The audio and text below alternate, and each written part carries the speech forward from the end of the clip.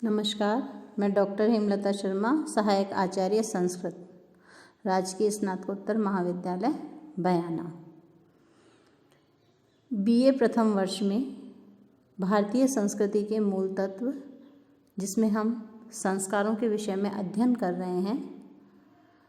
हमने संस्कार में पूर्व 2 भागों में प्राककालीन संस्कार और उसके पश्चात जन्म के बाद होने वाले जो संस्कार हैं उनका अध्ययन किया। संस्कार सम उपसर्ग पूर्वक क्रिय धातु से घय प्रत्यय से निष्पन्न है। व्यक्ति को सुसंस्कृत बनाने के उद्देश्य से जो परंपराएं समाज में निश्चित की गई है उन्हें संस्कार कहा गया है।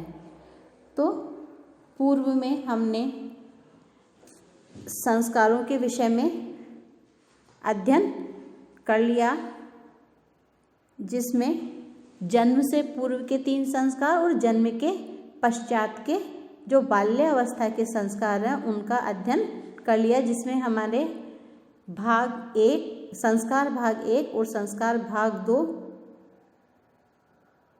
वीडियो पूर्व में YouTube पर अपलोड किए जा चुके हैं। आज हम शैक्षणिक संस्कारों और विवाह तथा अंत्येष्टि संस्कार का अध्ययन प्रारंभ करेंगे। तो विद्यारंभ, उपनयन, वेदारंभ, केशांत और समावर्तन, ये जो 5 संस्कार हैं ये शैक्षणिक संस्कारों के अंतर्गत आते हैं। तो सर्वप्रथम यहाँ 10वें नंबर पर विद्यारंभ संस्कार है। विद्यारंभ संस्कार शैक्षणिक संस्कारों के मध्य आता है। जब बालक का किंचित मानसिक विकास होता है और वह शिक्षा ग्रहण करने योग्य हो जाता है, तब यह संस्कार किया जाता है। धर्मशास्त्रकारों ने इसे पृथक पृथक नामों से स्वीकार किया है, जैसे विद्यारंभ, अक्षरारंभ, अक्षर स्वीकरणम, अक्षर लेखन इत्यादि। यह सब इसी के अंतर्गत आता है।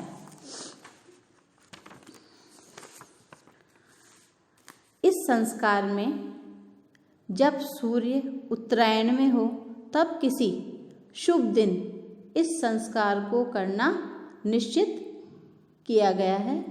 सर्वप्रथम बालक को स्नान कराकर सुगंधित पदार्थों तथा सुंदर वेशभूषा से अलंकृत किया जाता है। उसके पश्चात गणेश जी, सरस्वती और बृहस्पति आदि की पूजा अर्चना की जाती है और स्ववेद व वैदिक चरण के सूत्रकारों के प्रति सम्मान तथा होम आदि कार्य संपादित कराया जाता है। इस प्रकार यह जो विद्यारंभ संस्कार है वह किया जाता है। भारतीय परंपरा में विद्यारंभ संस्कार के लिए 5वां वर्ष या उसके पश्चात का समय स्वीकार किया गया है। इसका कारण अगर हम देखें तो उस समय जो बच्चे का मस्तिष्क विकसित होकर उसमें ग्राह्य शक्ति आ जाती है, इसलिए उसका यह समय निश्चित किया गया है। उसके पश्चात उपनयन संस्कार। गृह्योक्त कर्मणा येन समीपम नीयते गुरोः बालो वेदाय तद योगाद बालस्य उपनयनम विदुः। इसमें बालक को आचार्य के समीप विद्या अध्ययन के लिए ले जाया जाता है। इसके संस्कार के अनेक पर्याय हैं, जैसे वटुकरण, उपनाय, उपनय, आनय आदि। संसार की सभी जातियों में बालक को जाति की सांस्कृतिक संपत्ति में प्रवेश कराने हेतु कोई न कोई संस्कार होता है। हिंदुओं में इसके लिए उपनयन संस्कार है। कहा जाता है कि इस संस्कार के करने से बालक का दूसरा जन्म होता है। इसके पश्चात बालक सूक्ष्म ज्ञान और संस्कार को ग्रहण करने में समर्थ हो जाता है। माता पिता से जन्म शारीरिक है और आचार्य कुल में ज्ञानमय जन्म बौद्धिक जन्म कहलाता है। कहा भी है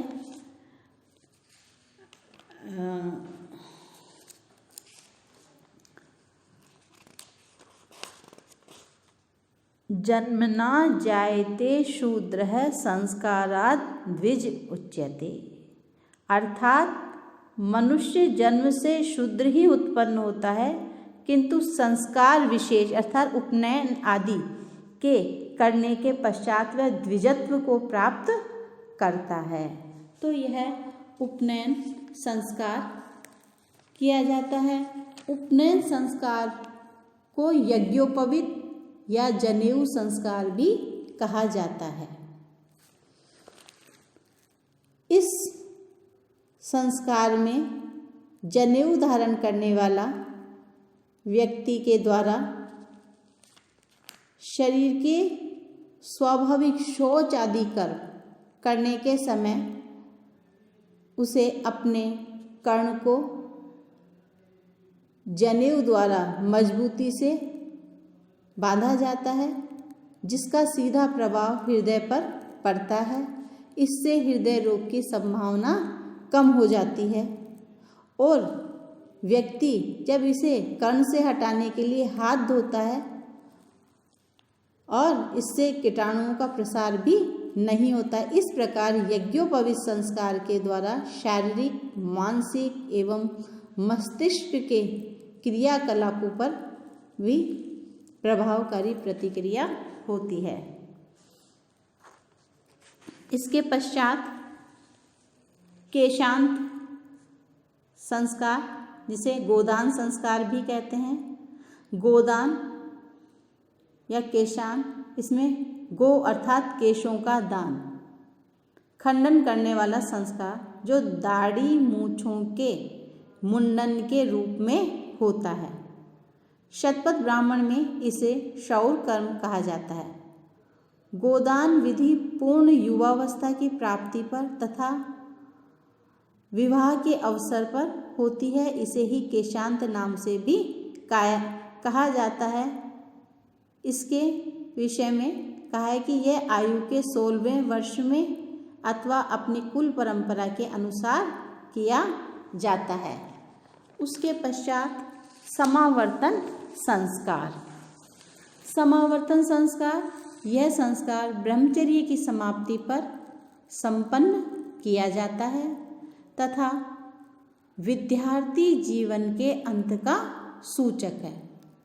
समावर्तन का अर्थ है सम्यक आवर्तनम, अर्थात गुरु गृह से वेदाध्ययन के पश्चात सकुशल घर की ओर प्रत्यावर्तन।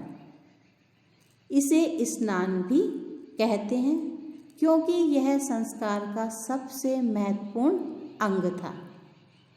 मित्र मिश्र के अनुसार तत्र समावर्तनम नाम वेदा अध्ययनांतरम गुरुकुलात् स्वगृहागमनम, अर्थात वेदा अध्ययन के पश्चात गुरुकुल से स्वगृह अपने घर गमन को समावर्तन कहा गया है, अर्थात समावर्तन संस्कार बताया गया है।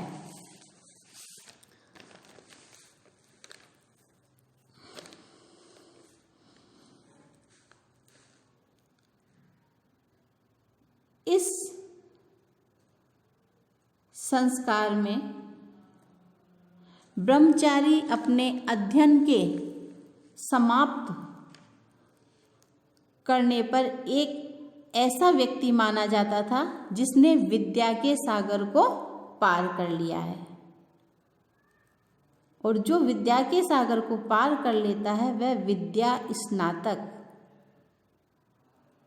जिसने विद्या में स्नान कर लिया, दूसरा व्रत स्नातक अर्थात अपने व्रतों में स्नान कर लिया है। इस प्रकार विद्यार्थी जीवन के अंत में किए जाने वाला सांस्कारिक स्नान विद्यार्थी के द्वारा विद्यासागर को पार करने का प्रतीक था। अधिकांश गृह्य सूत्रों ने स्नातक 3 प्रकार के बताए हैं, जिसमें प्रथम व्रत स्नातक, दूसरा विद्या स्नातक और तीसरा विद्याव्रत स्नातक। व्रत स्नातक वे विद्यार्थी अपना व्रत ब्रह्मचर्य तो पूर्ण कर लेते थे, किंतु विद्या पूर्ण प्राप्त नहीं कर पाते थे, वे व्रत स्नातक कहलाते हैं। और विद्या स्नातक जो संपूर्ण विद्या तो प्राप्त करते थे, लेकिन जिनका ब्रह्मचर्य अपूर्ण रह जाता था, वह विद्या स्नातक कहलाते थे। और तीसरा विद्याव्रत स्नातक, जिसमें सर्वोत्कृष्ट विद्यार्थी आते थे, जो अपना अध्ययन पूर्ण कर लेते थे तथा समस्त व्रतों का पालन भी पूर्ण रूप से कर लेते थे, वह विद्याव्रत स्नातक कहलाते हैं। पारस्कर गृह्य सूत्र में कहा भी है, त्रयः स्नातका भवन्ति, विद्या स्नातको व्रत स्नातको विद्याव्रत स्नातक इति।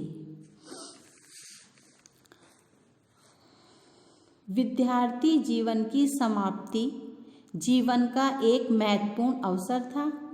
उस समय विद्यार्थी को जीवन के 2 भागों में से किसी एक भाग को चुनना पड़ता था, जिसमें एक था प्रवृत्ति मार्ग और दूसरा निवृत्ति मार्ग।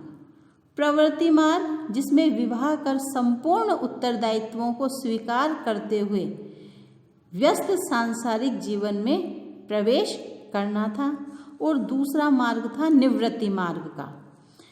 इसमें सांसारिक बंधनों से दूर रहकर मानसिक तथा शारीरिक तपस्या कर जीवन व्यतीत करना होता था। इसमें जो प्रथम मार्ग अर्थात प्रवृत्ति मार्ग का चयन करते थे, वे उपकुर्वाण कहलाते थे, और जो द्वितीय मार्ग अर्थात निवृत्ति मार्ग का ग्रहण करने वाले, वे नैष्ठिक ब्रह्मचारी कहलाते थे।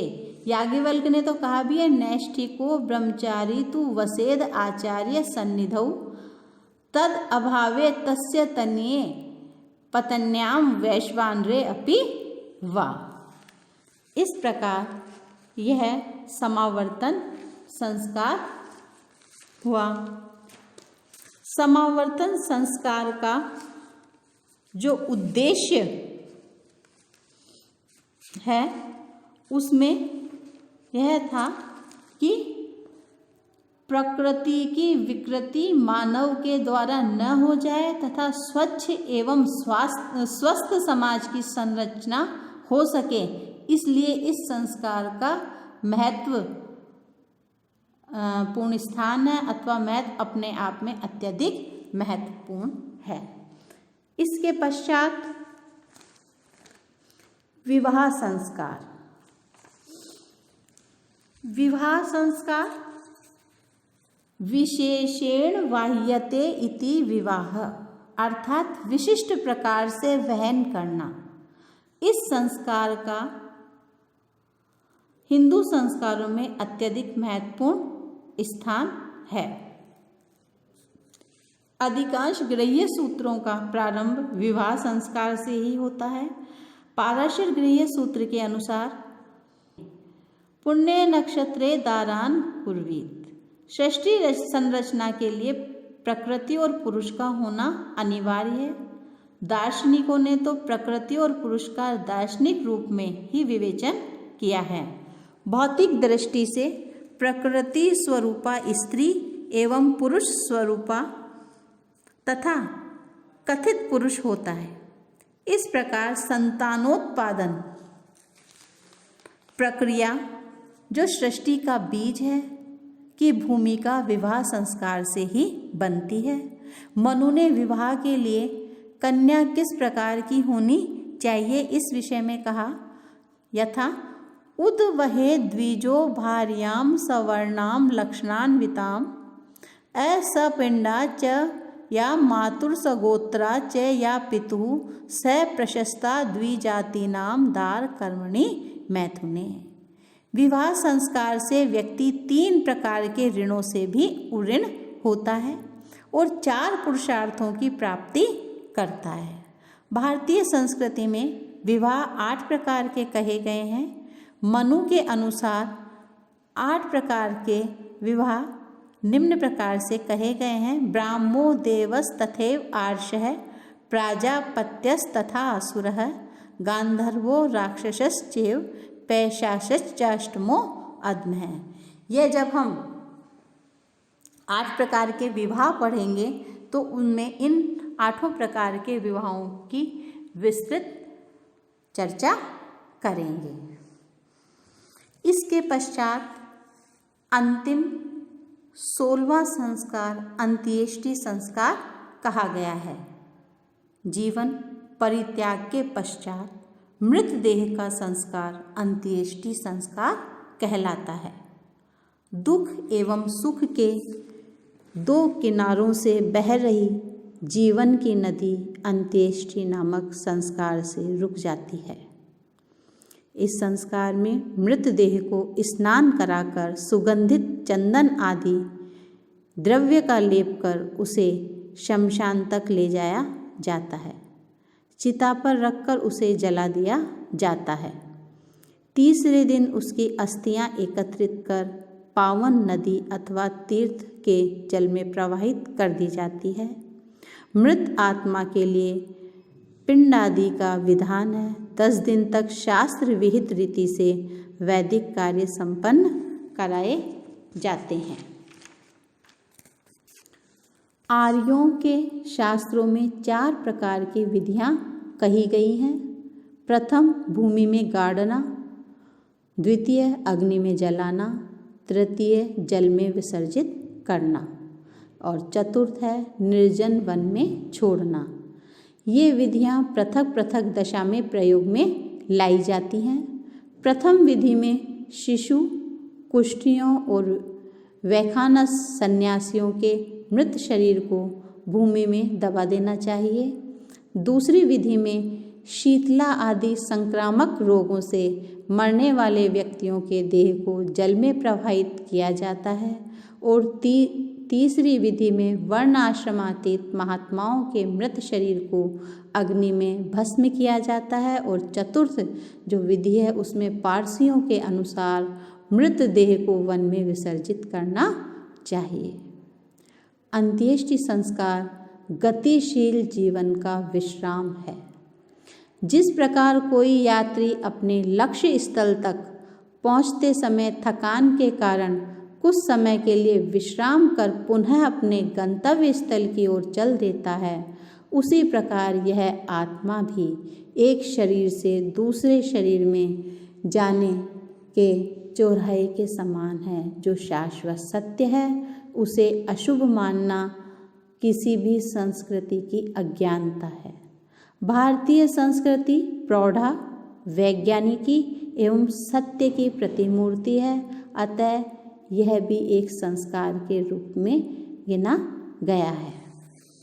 इस प्रकार कहा जा सकता है कि आज भी यह जो 16 षोडश संस्कार हैं अपनी पृथक पहचान बनाए हुए हैं।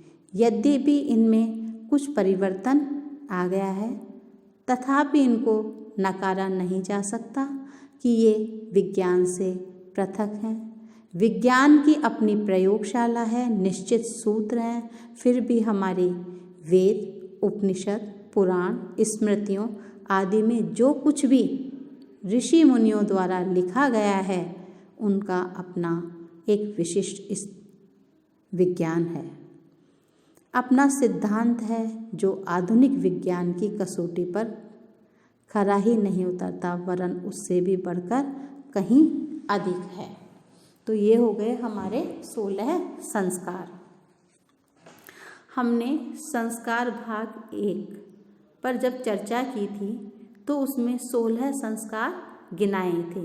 वह 16 संस्कार व्यास स्मृति के अनुसार थे और जिन 16 संस्कारों की हमने व्याख्या की है वो सर्वमान्य 16 संस्कार हैं, जिसमें सभी इनको मानते हैं। वहाँ गृहस्थाश्रम और वानप्रस्थ ये दो, और एक सन्यास, वहाँ हमने वानप्रस्थ और सन्यास आश्रम को भी गिनाया था संस्कारों में। ये दोनों जब हम आश्रम, जो 4 आश्रम है हमारे, उनका अध्ययन करेंगे तब उसकी विस्तृत जानकारी वहाँ प्राप्त करेंगे। नमस्कार, धन्यवाद। आज इतना ही।